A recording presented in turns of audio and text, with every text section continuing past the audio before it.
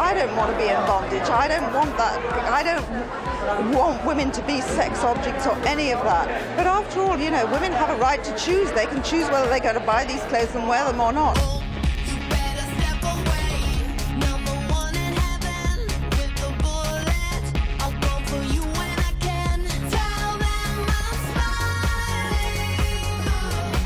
Hi, I'm Tim Blanks for Style.com. When somebody says the name Versace to you, a very clear image probably forms in your mind. It's a show like this show that we're about to look at from fall 1992 that's responsible for that image.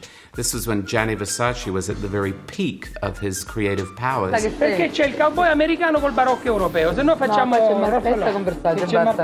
Looking back at these shows, this handful of Versace shows from around this time, when the supermodels were in their first fabulous flower, one thing becomes very, very clear. They're very, very aggressively sexual shows.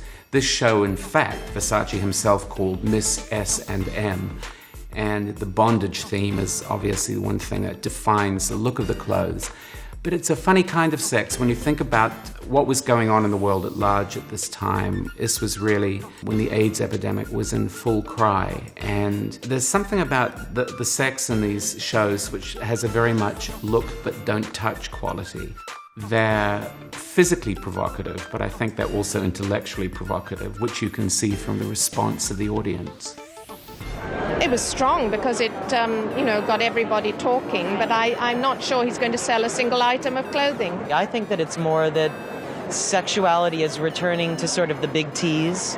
What you're seeing when you see women in bondage straps is you're seeing the sort of fashion equivalent of Playboy magazine in the 50s. When people didn't have sex, they looked at sex. Versace had a very, very clear sense of what he wanted to do. In this particular case, very, very fetishistic. But he was using the fabrics he was using in ways they hadn't been used before. He was actually challenging himself technically. You're seeing things there that, couture techniques basically, that people hadn't seen in that way before in fashion. And it was, looking back on it now, incredibly bold.